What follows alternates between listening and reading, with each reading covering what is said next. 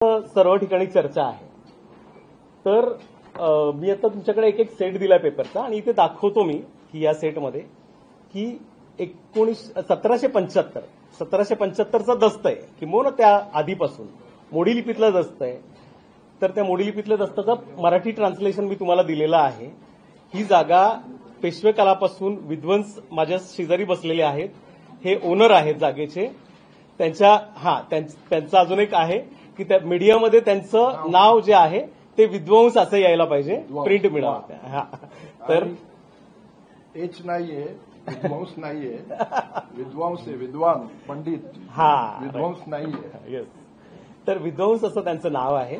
तर त्यांना पेशव्यांनी दिलेली जमीन आहे. ही व्हेरी एज्युकेटेड फॅमिली आणि समाजाप्रती बांधील असणारी फॅमिली आहे. नाहक त्यांना या प्रकरणामुळे त्रास पण झालाय. म्हणजे मला पण त्याचं फार वाईट वाटतंय. म्हणून मी त्यांना म्हटलं आज तुम्ही या, आमचे फारच जिव्हाळ्याचे संबंध आहेत. ते विकणारे आहे आणि मी घेणारा असलो तरी सुद्धा हे तुम्हाला सांगायचंय. तर पेशवे कालापासून ही मिळकत आहे. त्या मिळकतीचे हे डॉक्युमेंट आहे पेशवे कालापासून. बरोबर. मोडी लिपीतला आहे. सगळ्यांकडे एक एक कॉपी आहे. मी अजून लागेल तर देतो सगळ्यांना कॉपी. सेकंडली, परवा खडसे साहेबांनी सांगितलं की जोपर्यंत पुरुष संतती आहे तोपर्यंतच ही जागा विद्वांसांची आहे. तर पुरुष संतती तुमच्या समोर आहे. त्याला वेगळं काही सांगायची गरज नाही. तर त्याच्या पुढे जाऊन 1775 नंतर वेळोवेळी तुम्हाला मोडी लिपीमध्ये त्याचे रेकॉर्ड सापडतील. त्यानंतर इंग्रजांनी पीटर डॉड कमिशन असं एक स्थापन केलं. पीटर डॉड कमिशनच्या अंतर्गत याचा एक अॅलिनेशन उतारा आहे. तो अॅलिनेशन उतारा जो आहे तो 1886चा आहे. 1886चा अॅलिनेशन उतारा आहे आणि त्या अॅलिनेशन उतार्यावरती सदर विद्वांस हे इनाम आहेत, इनामदार आहेत, क्लास 2 इनाम आहे हे असं याच्यामध्ये नमूद आहे. त्यानंतर तुम्हाला 1930 पासून ते आत्ता तक आहे. ह्याचं म्हणजे जोपर्यंत सातबारा चालू होता तोपर्यंत सातबारावरती विद्वांस यांचं नाव आहे आणि शेतकी कॉलेज हे भाडेकरू असं नाव आहे. मुळामध्ये शेतकी कॉलेज हे पण नाव नाहीये, अॅग्रिकल्चर डेअरी असं नाव होतं. बरोबर.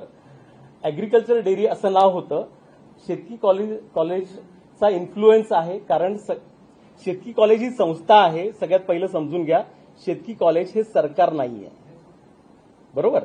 तर ही जागा शेतकी कॉलेजची असं म्हणू शकतात, ते सरकारची आहे असं म्हणू शकत नाही. तर शेतकी कॉलेजचं भाडेकरू म्हणून नाव होतं आणि विद्वांसांचं मालक असं नाव होतं. तर त्याच्यामध्ये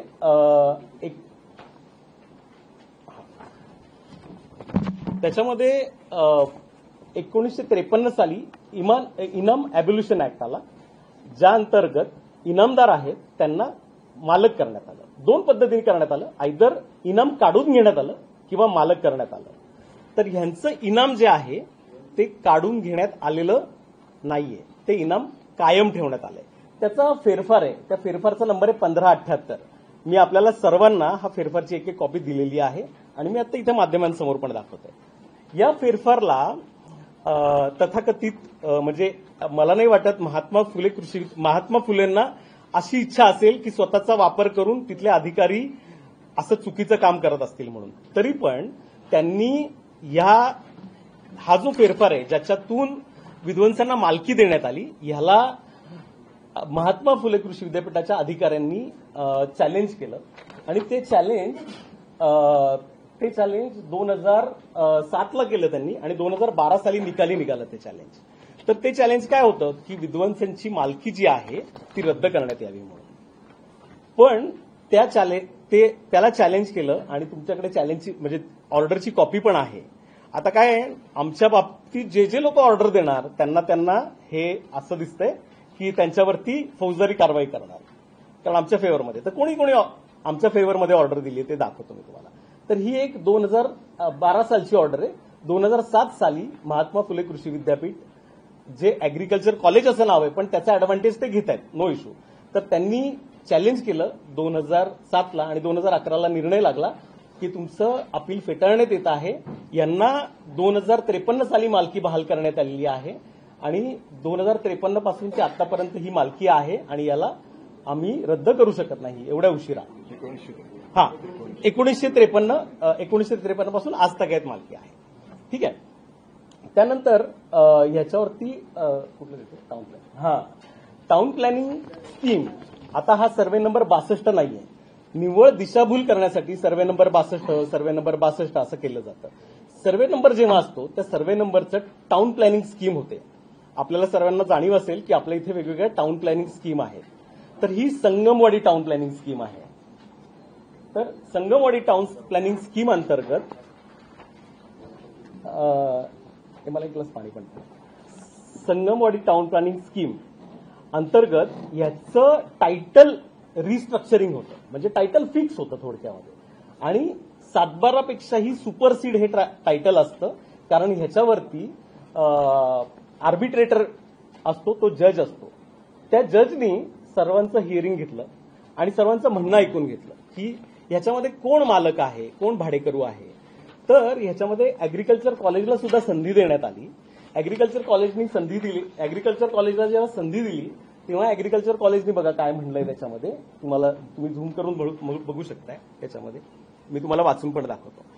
तर ऍग्रिकल्चर कॉलेजनी तेव्हा असं म्हणाले की बाकीचे सर्वे नंबर त्यांच्या मालकीचे आहेत, पण हे 3 सर्वे नंबर आहेत त्यामध्ये ते भाडेकरू आहेत. तर Shri Kale states that he has no document at present to show that this land have been held by agriculture college under the lease. त्यांच्याकडे ही जागा भाड्याने आहे याचं सुद्धा त्यांच्याकडे कोणताही कायदेशीर पुरावा नाही. हे एका जज समोर त्यांनी दिलेलं स्टेटमेंट आहे आणि त्याची ही ऑर्डर आहे. ह्या ऑर्डर नंतर काय झालं? ह्या ऑर्डर नंतर ह्या जागेचं टायटल फिक्स झालं, ज्याला टायटल अँड टेन्युअर सर्टिफिकेट म्हणतात. इट इज सुपरसीड टू 7/12 आणि सगळ्याच डॉक्युमेंटला सुपरसीड करतो. आणि ते टायटल अँड टेन्युअर सर्टिफिकेट आहे इथे. तुम्ही याच्यावर पण झूम करू शकता. याच्यामध्ये इथे तुम्हाला नाव दिसेल यशोदा नारायण विद्वांस. यशोदा नारायण विद्वांस म्हणजे यांच्या आजी, यांच्या नावाने ह्यांचं नाव लागलं इथे. पण यांच्या घरात पुरुष संतती होती तेव्हा पण, नाहीतर परत तुम्हाला अजून कोणीतरी कन्फ्यूज करेल. तर त्यांचं नाव आहे आणि त्याच्यामध्ये ऍग्रिकल्चर कॉलेज इथे भाडेकरू असं नाव आहे, बरोबर. तर ह्या डॉक्युमेंटला आव्हानित जर करायचं असेल, ह्या टायटलला आव्हानित करायचं असेल तर इथे खाली लिहिलंय पहा की तुम्हाला सिव्हिल कोर्टामध्ये याला चॅलेंज करावं लागेल आणि याच्यामध्ये फेरफार करावा लागेल. हे 1975 साली झालेलं डॉक्युमेंट आहे. आज तगायत महात्मा फुले कृषी विद्यापीठाने याच्यावरती सिंगल ऍप्लिकेशन पण केलेलं नाहीये की आम्ही भाडेकरू नाहीये, आम्ही मालक आहे म्हणून, बरोबर ना. त्यांचं सरकार आहे ते, म्हणजे ते स्वतःहूनच घोषित करतात की आम्ही सरकार आहे. वेअरॅज दे आर नॉट अ सरकार, ती एक संस्था आहे, बरोबर. आणि त्यांना जर जागा पाहिजे असेल, म्हणजे तुम्हाला सांगतो आम्हाला जागा पाहिजे असेल असं जर कुठल्याही सरकारी बॉडीला म्हणायचं असेल तर त्यांना भूसंपादन कायद्याअंतर्गतच जागा घ्यावी लागते. चौकात उभं राहून, आरडाओरडा करून, मीडिया बोलून, फौजदारी गुन्हे दाखल करून जागेची मालकी प्राप्त करता येत नाही महाराष्ट्रामध्ये आणि भारतामध्ये, बरोबर. तर ह्यामुळे याच्यानंतर या जागेचं डीपीला हे मला नकाशा रिझर्वेशन हे मला पाणी दे ना बाळा. सांगितलं या जागेवरती नंतर तुम्हाला त्यांच्याच म्हणजे ऍग्रिकल्चरच्याच माणसांनी सांगितलं की त्या जागेवरती आरक्षण आहे म्हणून. पीएमपीएमएलचं आरक्षण आहे, पीएमटी डेपोचं आरक्षण आहे. तर त्या पीएमटी डेपोचं आरक्षण पडलं ना, तर 1987 साली डीपी प्लॅन तयार झाला. डीपी प्लॅनमध्ये पीएमटी डेपो सध्याचं पीएमपीएमएल असं आरक्षण पडलंय. कोणत्याही सरकारी जागेवरती आरक्षण पडत नाही, बरोबर ना. प्रायव्हेट जागा असेल तर आरक्षण पडतं, बरोबर आहे. त्यांनी पण कबूल केलं की या जागेवरती आरक्षण आहे, बरोबर. आज पीएमपीएमएलला जागायला बस लावायला जागा नाहीये आणि हे हट्टाला पेटून येत की ही आमची जागा आहे, वेअरॅज ती पीएमपीएमएल साठी महानगरपालिकेसाठी राखीव जागा आहे. बरं, आता आरक्षणानंतर पुढची प्रोसेस काय असते? ती जागा कलेक्टर संपादनाची प्रक्रिया करतो. ज्या कलेक्टरांच्या इनिशिएशननी आज माझ्यावरती एफआयआर झाली आहे त्याच कलेक्टरनी ही जागा पीएमपीएमएल साठी पाहिजे म्हणून आम्हाला पत्र पाठवलं. हा, इथे दिसेल तुम्हाला, हे बघा वरती नावं दिसतात विदन्स फॅमिलीची, आणि प्रत्येक मेंबरला पत्र पाठवलं, एकाला नाही, तुम्हाला सगळ्यांची नावं दिसतील. प्रत्येक घरातल्या मेंबरला पत्र पाठवलं की ही जागा आम्हाला आवश्यक आहे म्हणून. ती जागा आवश्यक आहे म्हटल्यानंतर पब्लिक पर्पज आहे, आम्ही त्याला मान्यता दिली. त्याला मान्यता दिल्यानंतर त्याचा एक अवॉर्ड तयार करण्यात आला, ड्राफ्ट अवॉर्ड म्हणतात त्याला, ज्याच्यामध्ये मोबदला लिहिला जातो. त्या मोबदल्यामध्ये कलेक्टर, जिल्हाधिकारी त्याचे हेड असतात आणि त्यांच्या अंतर्गत हा एक रिपोर्ट तयार होतो. याला अवॉर्ड म्हणतात, त्याला निवाडा म्हणतात. या निवाड्यामध्ये मालकी हक्क कोणाचा आहे असं नमूद केलं जातं. तुम्हाला दाखवलं तसं हा टाउन प्लॅनिंगचा जो हे आहे हा माझ्या जन्माच्या पण आधीचा आहे, बरोबर. म्हणजे आणि हे जे आहे हा अवॉर्ड जो आहे तो पण जिल्हाधिकाऱ्यांनी केलेला आहे. त्या अवॉर्डमध्ये काय म्हटलंय पहा तुम्ही, तुमच्याकडे सगळ्यांकडे कॉपी आहे. त्या अवॉर्डमध्ये असं म्हटलंय, सदर जमीन नोंद कृषी विद्यापीठाच्या नावे होण्यावर महसूल खात्याकडे पत्रव्यवहार चालू आहे असं कृषी विद्यापीठ म्हणतंय. तथापि वरील वस्तुस्थितीशी कृषी विद्यापीठाने कोणताही ठोस पुरावा कागदपत्रे सादर केलेली नाहीत. तसेच मालक म्हणून सातबारा सदरी त्यांचं कोणतंही नाव नोंद दिसून येत नाही. हे विभागीय आयुक्त, जिल्हाधिकारी आणि भूसंपादन ऑफिस या तिघांच्या सहीनी हा तयार झालेला ड्राफ्ट आहे. याच्यामध्ये कोणाचा इन्फ्लुएन्स नाही, कोणीही नाही, आणि भूसंपादनाचा हा ड्राफ्ट आहे, बरोबर. यानंतर ह्या भूसंपादनासाठी त्यांनी काल अलिगेशन केलेत मीडियासमोर की यांनी खोटी मोजणी केली म्हणून. तर ह्या मोजणीची कॉपी आहे माझ्याकडे भूसंपादनाच्या, तुम्हाला दाखवतो.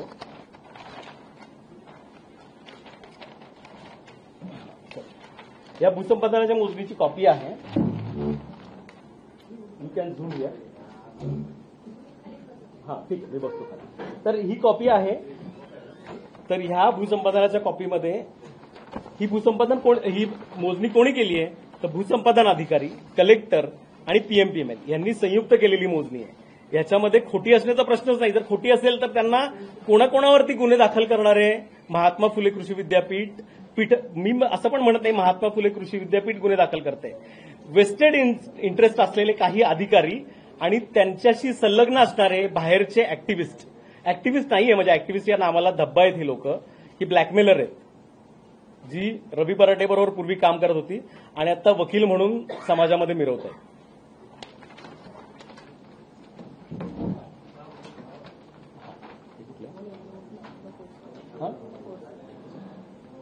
ठीक. आता हे सगळं झाल्यानंतर काय झालं की ह्याच्यामध्ये त्यांचं म्हणणं आहे 7/12वरचं नाव उडवलं असं ते सगळीकडे सांगतायत, बरोबर ना. किंवा तुम्ही पण सगळीकडे सांगताय की कोण आपले तहसीलदारांनी याचं 7/12वरचं नाव काढलं असा आरोप आहे, बरोबर ना. तर मुळामध्ये सगळ्यांना माहिती असेल, द्वारका मला 7/12 बंद झाल्याचं ऑर्डर. हा बोला. एकच सेकंद, एवढं शेवटचं संपवतो मग ऐकतो. झालं माझं 2 मिनिटाचं राहिलं फक्त. 7/12 इथे ना माझ्याकडे प्रॉपर्टी कार्ड आहे. प्रॉपर्टी कार्डवरती आमची नावं आहेत सगळ्यांची, माझं पण नाव आहे याच्यामध्ये.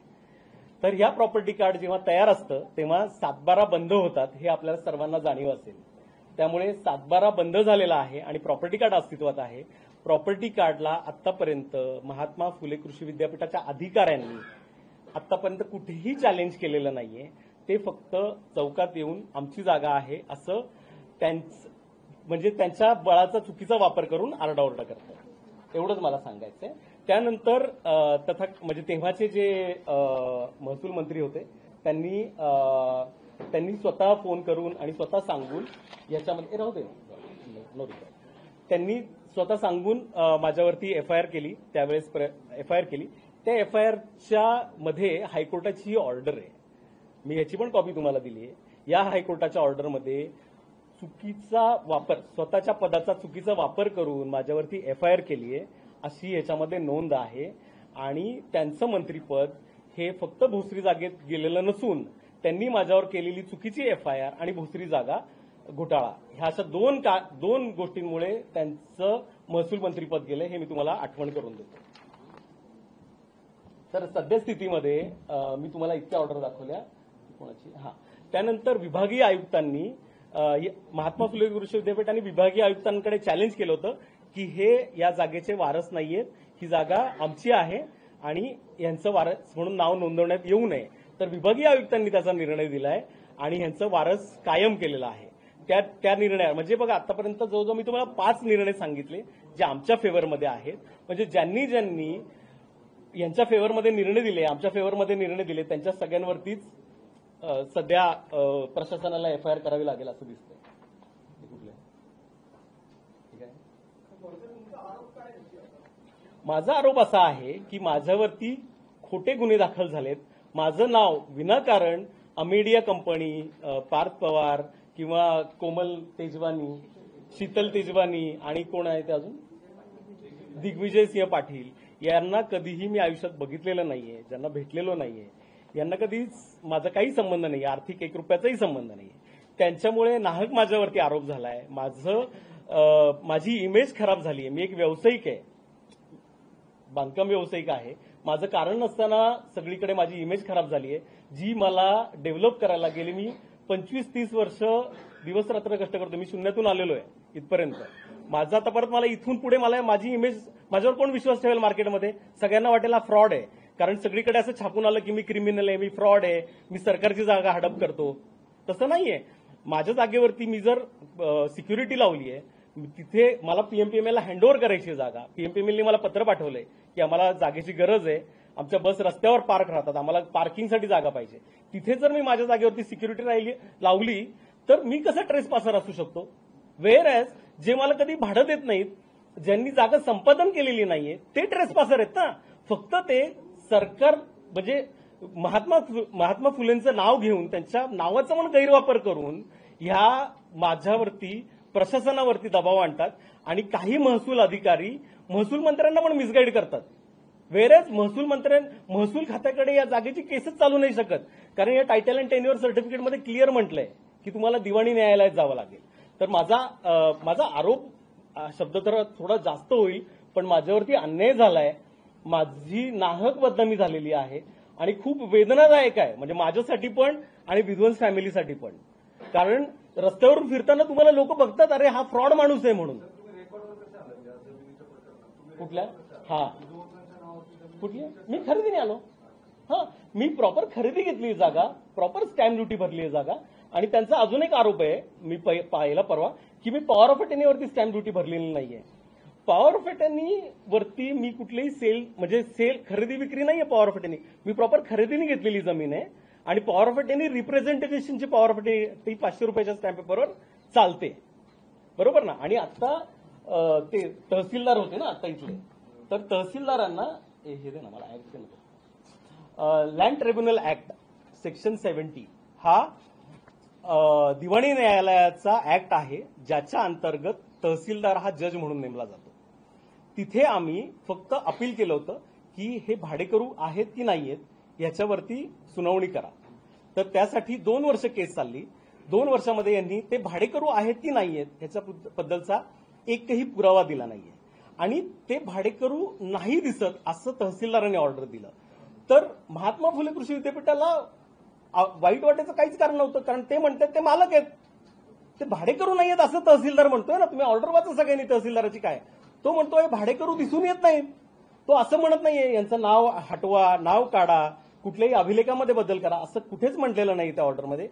त्या ऑर्डरमध्ये फक्त असं म्हटलंय यांनी कधीही भाडं दिलेलं दिसत नाहीये, यांनी कधीही भाडेकरार सादर केलेला नाहीये आणि ते स्वतः त्यांच्या डीननी तर आर्बिट्रेशनमध्ये सबमिट केलंय. तर तहसीलदारांनी ऑर्डर केली आहे की हे भाडेकरू दिसत नाहीयेत. त्या तहसीलदाराला पूर्णपणे मी ऑथेंटिक गव्हर्नमेंट रेकॉर्डमधले डॉक्युमेंट दिले. मी अॅफिडेव्हिट करून दिलंय की आम्ही मालक आहे, हे भाडेकरू आहेत. मी अॅफिडेव्हिटवरती लिहून दिलंय की ही जागा माझ्या मालकीची आहे आणि जागा माझ्या मालकीची आहेच ना. मी आता पण अॅफिडेव्हिट देईन. म्हणजे तुम्ही कृषी विद्यापीठाच्या अधिकाऱ्यांना विचारा, द्या अॅफिडेव्हिट म्हणून की ते जागेचे मालक आहेत म्हणून. त्यांचा रजिस्ट्रार हा ओनर आहे ना, रजिस्ट्रार हा कस्टोडियन आहे प्रॉपर्टीचा. त्याला सांगा बरं अॅफिडेव्हिट द्यायला. मी अॅफिडेव्हिट देतो की जागा माझ्या मालकीची आहे. So they are the trespasser, I am not. तो 2009 साली झाला.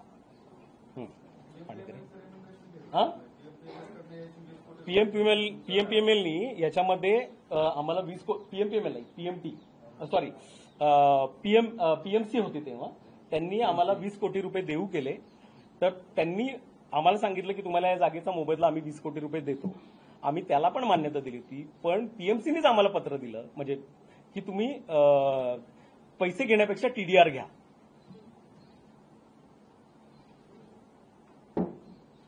पैसे घेण्यापेक्षा टीडीआर घ्या. कारण तुम्ही बघितलं कलेक्टरने आम्हाला पत्र पाठवलंय की ही जागा पीएमपीएमएलला लागते. पण पैसे घेण्यापेक्षा टीडीआर घ्या हे त्यांचं पत्र आहे. आणि आपल्याला पण कळतं की शासनाच्या कस्टडीमधले पैसे घेण्यापेक्षा टीडीआर घेणं चांगलं आहे. आणि जागेचा मोबदला घ्यायला पाहिजे ना. म्हणजे कलेक्टरने पत्र पाठवायचं आम्हाला की तुम्ही जागेचा मोबदला घ्या. आणि आम्ही म्हणायचं नाही हे आमची जागा आहे की नाही आम्हाला माहिती नाही तर आम्ही तपासतो. असं तर नाही होऊ शकत ना. तर तो मोबदला आज तक कधी घेतलेला नाहीये. तसाच तिथे आहे. 1 रुपयाला पण हात लावलेला नाही. टीडीआरसाठी मी ऍप्लिकेशन केलं. टीडीआरचे ऍप्लिकेशन पूर्ण प्रोसेस झालं. तर सिटी इंजिनियरनी पण त्याला प्रोसेस केली. तर ती प्रोसेस केली तो काही गुन्हा नाही होत ना. म्हणजे ते सिटी इंजिनियर जे प्रशांत वाघमारे आहेत त्यांनी पण त्याच्यात प्रोसेस केली. म्हणजे प्रोसेस अधिकाऱ्यांनी रेग्युलर प्रोसेस करणं म्हणजे गुन्हा होतो का? तर कोणीतरी ऍक्टिव्हिस्ट येऊन ओरडतो चौकात येऊन की ही सरकारी जागा आहे लाटतायत सरकारी जागा लाटतायत. आणि आमच्यासारख्या व्यावसायिकांना त्याला तुम्ही नसतं तर आम्हाला व्हॉइसच नाहीये. म्हणजे माध्यमं नसेल तर कोणासमोर बोलायचं आम्ही. तर माध्यमं आहेत म्हणून आमचा आवाज तरी पोचतो ऍटलिस्ट. नाही टीडीआर सर्टिफिकेशन झालेलं नाहीये.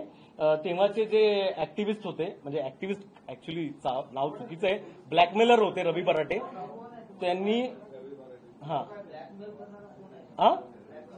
नाही सोडा हो कोणाला ब्लॅकमेल करता नाही अन्याय होतो ना. मग आता कोण करते कधी आता परवा तर कंप्लेंट का झाली मला माहिती नाही. मीच अभ्यास केला माझ्यावरती एफआयआर का झाली आहे. मला 1 दिवस पेपर जमवायला लागले सगळे माझे फाईल आणि मग तुमच्यासमोर सादर व्हायला 2 दिवस लागले.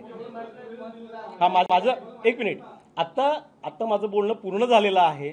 मी माझ्या प्रॉपर्टीचं टायटल दाखवलंय. काही माध्यमांना साईट व्हिजिट करायची मी साईटवर पण घेऊन जाईल त्यांना जागेवरती. आता तुमचे प्रश्न एक करून विचारा जेणेकरून मी त्याची व्यवस्थित उत्तर देऊ शकेन. तुम्ही म्हणाले काही महसूल अधिकारी आहेत काही जणांनी पदाचा गैरवापर केला आणि तुमच्यावर गुन्हा दाखल झाला. नेमकं कोण आहे ही लोक? हे गुन्हा कोणी दाखल केला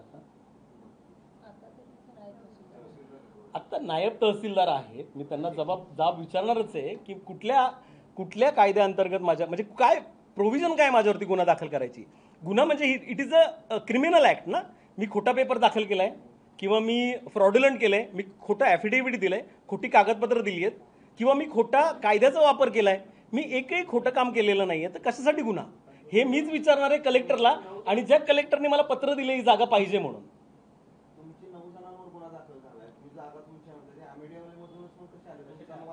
नाही आता मला असं वाटतंय की माध्यम आणि महाराष्ट्र दोन्ही पण हुशार आहेत की असं का झालंय ते. आणि म्हणजे तुम्हाला अनऑफिशियली पण मला कोणी चौकशीला बोलवलेलं नाही. मला असं कळालं रात्री 1:30 वाजता गुन्हा दाखल झाला म्हणून. मला कोणीही विचारलेलं नाहीये की बाबा तुम्ही काय केलं. म्हणजे नॅचरल ऑफ जस्टिस आहे की नाही विचारायचं ना मला. मी कोण अहो तुम्ही एफआयआर वाचा. मी तुम्हाला तेच सांगतोय अमेडिया कंपनी आणि मी यांचा दुरान्वय संबंध नाहीये. मी 1 रुपयाचा व्यवहार केलेला नाही कधी. अहो मला नाही ना माहिती. मला तुम्ही तेच सांगतो मी तुम्हाला माझे सगळे पेपर दिलेत मी. आता त्यांचं काय म्हणणं आहे मी अमेडियाला कोण नाही अमेडिया कंपनीला मी जमीन विकली असं म्हणणं आहे ना त्यांचं. मग माझं बँक स्टेटमेंट समोर आहे माझं सगळं समोर आहे. नाही काय संबंध. अहो नाही आलेत ना आम्ही कोणालाच काय दिलेलं नाहीये. अहो सर तुम्ही शोधा ना काय मिसगाईड करण्यासाठी का काय आहे ते. मी माझी बाजू नाही मी माझ्या जमिनीच्या टायटल बाबत आणि माझ्या आरोपांबाबत बोललोय. अमेडिया आणि त्याचे पार्टनर्स ते काय करतायत ह्याच्यावरती मी भाष्य करणार नाहीये.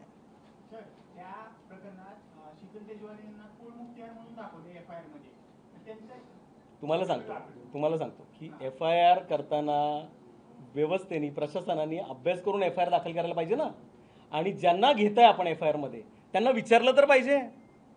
बरं कोणी बाकीचे पळून गेले असतील, मी तर जागेवर आहे ना, मी सगळ्यांना फोनवर अवेलेबल आहे, मला विचारायचं ना. तहसीलदारांच्या निलंबनाची ऑर्डर वरून आली, मुख्यमंत्र्यांकडून आली.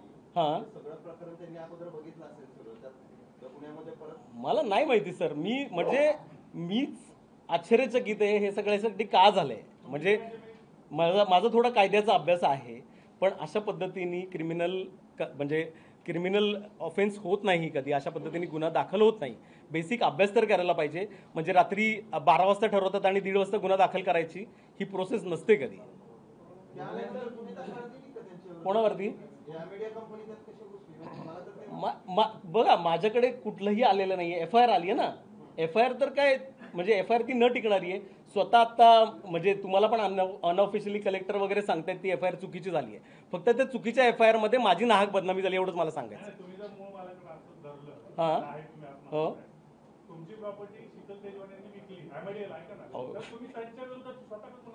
माझं काय संबंध गुन्हा दाखल करायचं, कारण नाही झालं ना.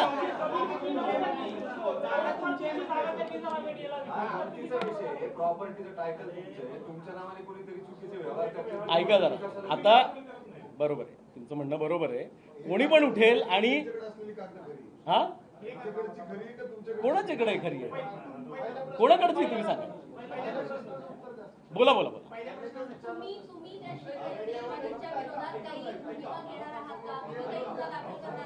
हा एकच प्रश्न आहे ना. हा मी ऐका, मी माझं सगळ्यात महत्त्वाचं म्हणजे गुन्हा माझ्यावर जो दाखल झाला आहे तो रद्द करण्याची माझी आज फर्स्ट प्रायोरिटी आहे. आणि माझी जी बदनामी झाली आहे ती क्लिअर करणं एवढीच आहे. माझ्याबरोबर कायदेशीर कोणाचाही करार नाही आहे, किंवा सगळीकडे कोणीतरी सांगितलं की माझा आणि अमेडिया कंपनीचा ॲग्रीमेंट आहे किंवा मी विकली आहे त्यांना, ह्यांनी म्हणजे त्यांचा आणि माझा वाद तयार होत नाही आणि मी त्यांच्यावर कुठलाही गुन्हा पण दाखल नाही करू शकत. कोणी विकली? अहो त्याला डॉक्युमेंट लागतं ना, म्हणून नाही होत काही.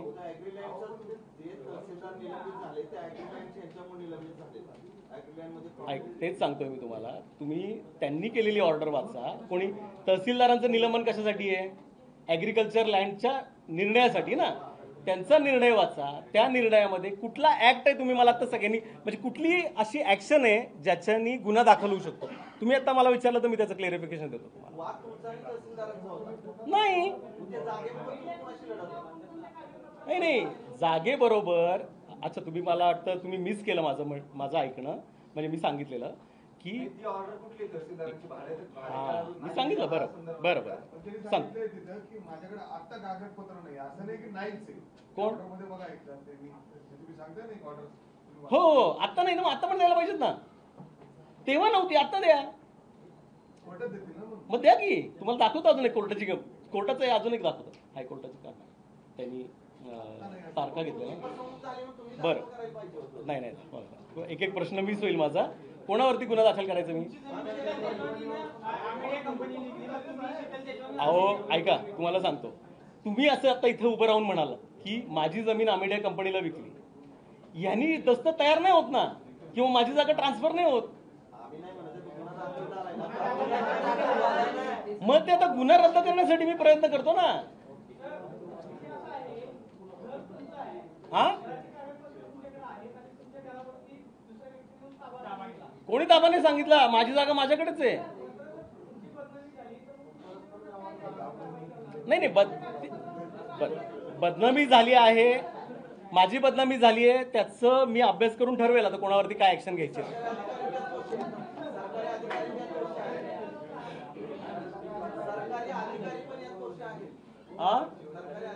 बघा, ज्यांनी चुकीचा ऍक्ट केलाय माझ्या अगेन्स्ट, अभ्यास न करता, माझं काही म्हणणं नाहीये त्यांनी करायला नाही पाहिजे, त्यांनी गुन्हा दाखल केला तरी काय हरकत नाही.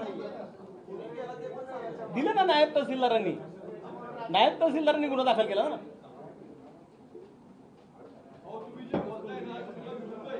काय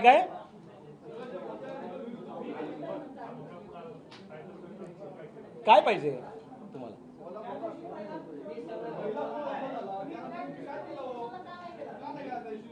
कधी झाला माझ्यावर गुन्हा दाखल?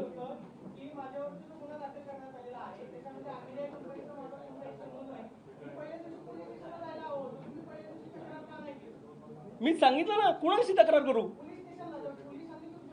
अहो तुम्ही मला विचारताय, मी पोलिसांकडे सांगायला पाहिजे? पोलिसांना विचारा ना, मला विचारायला पाहिजे म्हणून.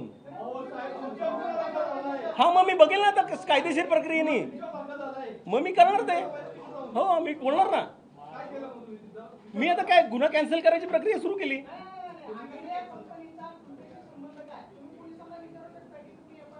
मग ते विचारणारच आता जाऊन मी कलेक्टरला.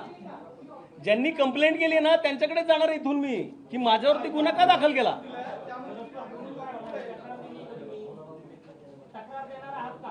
हो, मग काय तक्रार देणार ना मी. तक्रार देणार ना, माझ्यावरती ज्यांनी तक्रार केली आहे ना खोटी, त्यांच्यावरती मी तक्रार करणार आहे 100%. हा, कशाला आयुक्तांना? सगळ्यांना कोर्टात खेचणार मी ना आयुक्तांना वगैरे भेटणार. मी हायकोर्टात खेचणार सगळ्यांना ज्यांनी चुकीच्या पद्धतीने माझ्यावर गुन्हा दाखल केला.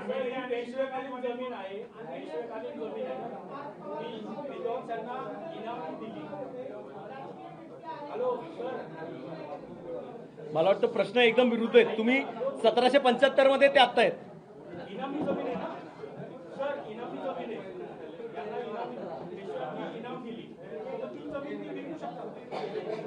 सर, मी तुम्हाला मगाशी 1578 हा माझा फेरफार दाखवला, ज्याच्यामध्ये इनाम संपुष्टात आणलं आणि यांना मालकी दिली, बरोबर. त्यानंतर मी तुम्हाला दुसरी पण एक ऑर्डर दाखवली ज्याच्यामध्ये यांना मालक सिद्ध केलंय. प्रॉपर्टी कार्डवर पण हे मालक आहेत. त्यामुळं म्हणजे जेवढं आपल्याला कळतं, जो रेकॉर्डवरती मालक आहे तो स्वतःची जागा विकू शकतो की नाही, तर त्यांनी विकली आणि मी घेतली.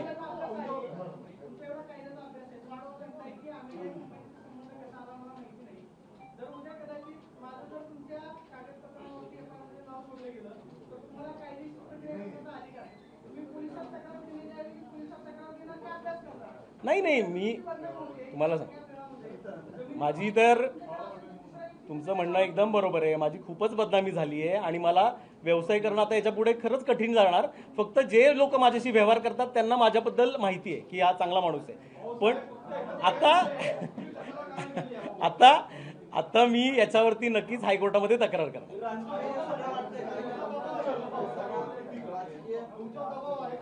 नाही, माझ्यावर काही दबाव विवाह नाही सर. महाराष्ट्रात राहतो आपण, काय दबाव विवाह काय नसतो इथे.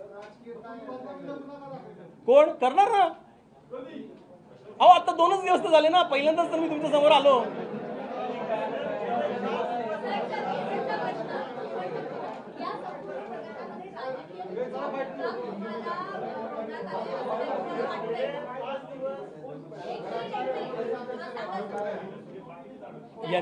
यांचा प्रश्न असा आहे की राजकीय दृष्ट्या मला काय मोहरा बनवण्यात आलाय का? मला तसं वाटत नाही, कारण मोहरा जरी बनवायचा असता तरी त्यांनी अभ्यास करून FIR केली असती.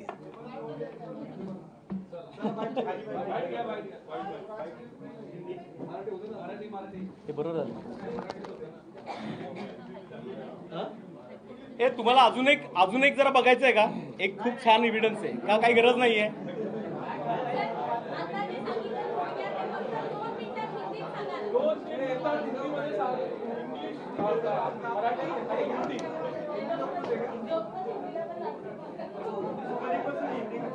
ठीक आहे. हिंदीमध्ये सांगतो.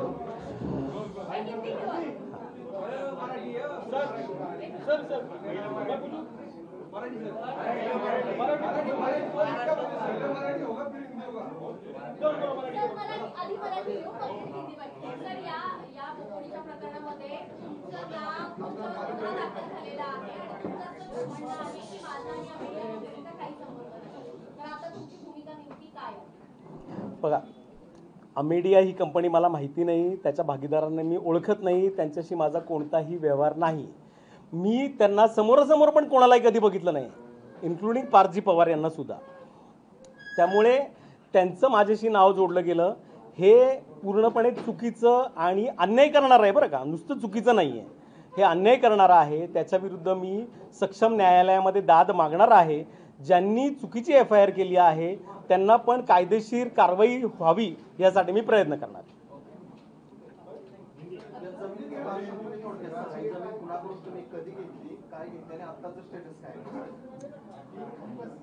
हां, मराठीत सांगू. सदर आता ज्या जमिनीचा वाद चालू आहे, ही जमीन माझ्याबरोबर जे बसले आहेत मालक, त्या जागेचे पुरुष वंशज विद्वांस त्यांच्याकडून मी खरेदीने घेतली आहे 2009 साली. आत्ता ती पुणे महानगरपालिका म्हणजे PMPML पुणे महानगर परिवहन महामंडळ यांच्या बस पार्किंगसाठी त्यांना अत्यंत आवश्यक आहे, कारण PMPMLच्या 2000 गाड्या रस्त्यावर उभ्या राहतात. त्यांना आम्ही ती जागा देण्याचं ठरवलेलं आहे. त्यांनी आमच्याकडे त्या जागेची मागणी केली आहे आणि आम्ही त्यांना ती जागा देणार आहे. तहसीलदार ज्यामुळे निलंबित झाले त्या जागेवर ॲग्रीलँड असल्याचं राज्य सरकारच्या निलंबित पत्रामध्ये आहे. ती जागा सरकारी आहे. काय झालंय, ती जागा म्हणजे काही अधिकाऱ्यांनी महसूल म्हणजे माझं असं म्हणणं आहे की महसूल मंत्र्यांना मिसगाईड केलंय. ह्या जागेवरती निर्णय घेण्याचा अधिकार महसूल विभागाला नाही. या जागेवरती निर्णय घेण्याचा अधिकार हा फक्त दिवाणी न्यायालयाला आहे.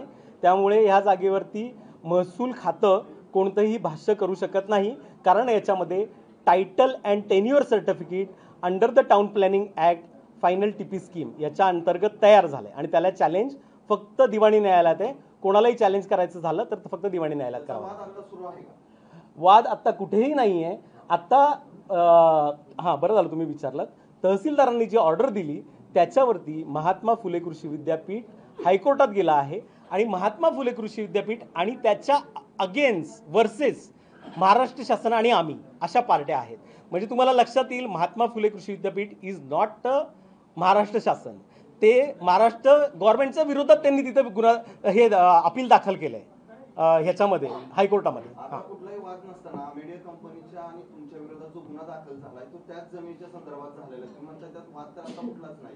कुठलाच वाद नाही. मग तो गुन्हा दाखल कशाच कारण पण आता तुमचा काय वाद आहे? मी सक्षम न्यायालयामध्ये जाऊन माझी बाजू मांडणार. माझं कोणतेही कागदपत्र नाहीये. माझे अकाउंट चेक करा, कुठलाही व्यवहार नाहीये. माझे CDR चेक करा. माझा कधी फोन झालेला नाहीये. माझा काहीही संबंध नाहीये त्यांच्याशी. नाही हो, काय संबंधच नाही माझी फसवणूक. आता त्यांचं नाव तर पोलिसांनी चुकून टाकलंय, त्याच्यावर तुम्ही कारवाई करेन ना. तुम्हाला काही कल्पना आहे का महसूल विभागाने जी फिर्याद दिली आहे त्याच्यामध्ये आमेडिया, दिग्विजय पाटील आणि शीतल तेजवानी यांची नाव आहे. तुमच्या जागेच्या संबंधित FIR मध्ये ही नावं आधी कुठून महसुली दप्तरी त्यांची नोंद? मी तुम्हाला सांगतो की तुम्हाला सांगतो, तुम्ही जर प्रशासनाला विचारलं, कलेक्टरजींना विचारलं तर ते पण तुम्हाला सांगतील की ही FIR गैरसमजुतीतून आणि चुकीतून झाली आहे. आता त्यांना पण जाणीव झाली आहे, पण ते सगळ्यांसमोर येऊन हे बोलू शकत नाही. तुम्ही विचारा कलेक्टरला जाऊन असं मीडिया घेऊन. मग आहे ना चूक, 100%. नाही न्यायालयात जाणार, मी नाही जाणार पोलिसांकडे.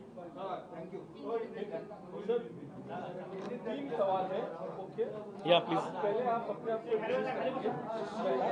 दूसरा, आपके ऊपर आरोप क्या लगे हैं आपके हिसाब से? तीसरा, आपका उसमें डिफेंस क्या है? 3 के जवाब दीजिए. मैं एक बिजनेसमैन हूँ, मराठी हूँ, पुणे में रहता हूँ. मैं पहले से ही पुणे में रहता हूँ. यहाँ पे मेरा कंस्ट्रक्शन का बिजनेस है. I am into the industrial real estate. Last 30 साल से मैं काम कर रहा हूँ यहाँ पर.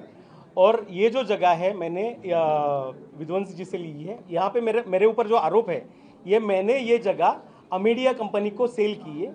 ये मेरे ऊपर आरोप है. मैंने ऐसा कोई भी एक्ट नहीं किया. मैं ये ज़मीन सेल नहीं करना चाहता हूँ. ये ज़मीन PMPML के लिए रिजर्व्ड है, बस डेपो के लिए. मैं उनको ये ज़मीन हैंड ओवर करने वाला हूँ. और आगे का सवाल क्या था? हाँ, मेरा डिफेंस इसमें यह है, मेरे ऊपर इलीगली जो FIR लॉन्च हुआ है उसके अगेंस्ट जो राइट कोर्स है, जो राइट कोर्ट है, वहाँ पे मैं मेरा जो अपील है वो करने वाला हूँ.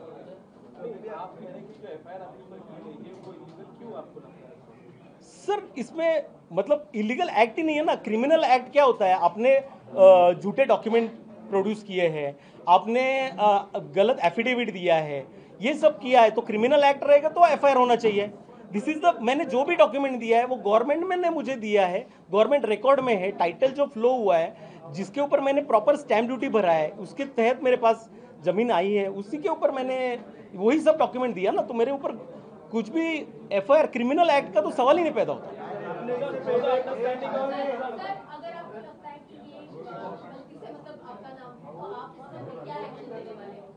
आई will go in to the right court ना. जो राइट डायस रहेगा उसके सामने जाऊंगा मैं.